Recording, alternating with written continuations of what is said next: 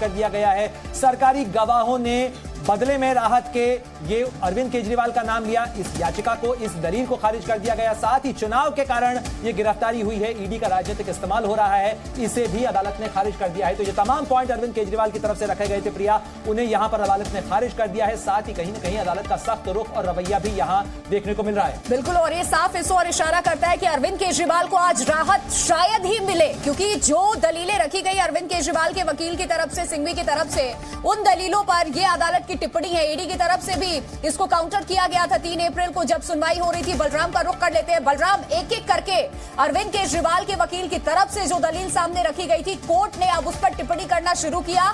Court ने फैसले कानूनी आधार पर लेते हैं ये कहा है, और इसके अलावा भी जजों की जिस तरीके से देखिए जवाबदेही तय होती है वो उस पर टिप्पणी ना करे तो बेहतर होगा। और सबसे बड़ी बात ये कही गई है कि कानून सबके लिए बराबर होता है, और आप सरकारी गवाह पे सवाल खड़े कर रहे हैं। आप सारी चीजों को लेकर के पूरे इस प्रक्रिया को, न्यायिक प्रक्रिया को ही कटघरे में खड़ा कर रहे हैं। आप अपना काम करें, अदालत को अपना काम करने दें।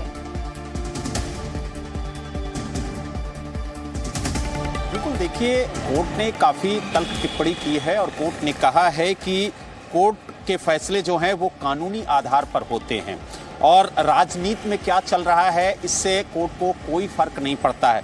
और सबसे बड़ी बात यह है कि कोर्ट ने कहा कि हमें हर केस को कानूनी मेरिट पर देखना होता है। तो यानी कहीं ना कहीं जो ये बताया जा रहा था कि लोकसभा चुनाव है और गिरफ्तारी की टाइमिंग पर सवाल खड़े किए गए, उनको पूरी तरह से कोर्ट ने नकार दिया। और कोर्ट ने ये भी कहा है कि ये केस केजरीवाल और केंद्र सरकार के बीच नहीं है, ये केस केजरीवाल और ईडी के बीच में है। यानी बलराम, सीधे कोर्ट ने ये स्पष्ट कर दिया है अपनी इस टिप्पणी के जरिए कि इस मामले को राजनीतिक रंग देने की जो कोशिश की जा रही थी, ये मामला राजनीति का नहीं बल्कि जांच एजेंसी का है, और इसमें राजनीति से प्रेरित कार्रवाई करने की जो आरोप लगाया गया था अरविंद केजरीवाल की तरफ से, वो पूरी तरह से निराधार है।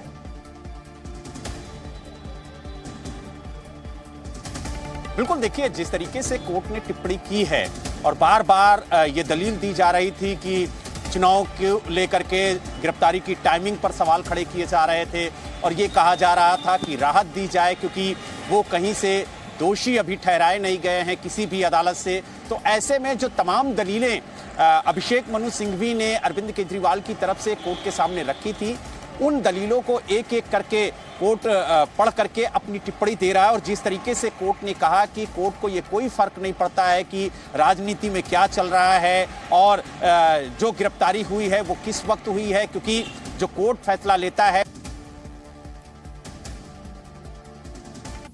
उसमें तथ्य क्या है, सबूत क्या है, और जो सबूत होते हैं उसी के आधार पर कोर्ट फैसला लेता है। तो यानी कहीं ना कहीं जो कोर्ट है वो तल्ख टिप्पणी करता हुआ नजर आ रहा है, और जो आधार बनाया गया था गिरफ्तारी को गैर कानूनी बताने का, वो आधार कहीं ना कहीं अब निराधार साबित होता हुआ नजर आ रहा है। हालांकि आपको बता दें कि इस गिरफ्तारी को चुनौती दी गई थी, ना कि उनकी जमानत के लिए ये अर्जी दी गई थी, क्योंकि जमानत पर यह फैसला नहीं था, इस गिरफ्तारी पर फैसला था कि ये गिरफ्तारी सही है या गलत है।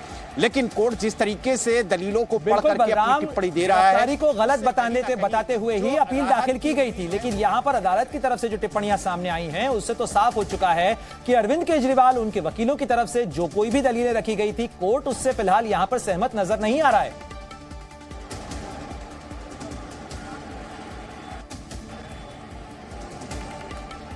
बिल्कुल, देखिए, कोर्ट ने स्पष्ट कहा है कि ईडी के पास सबूत थे और उन्हीं सबूतों के आधार पर अरविंद केजरीवाल की गिरफ्तारी हुई है।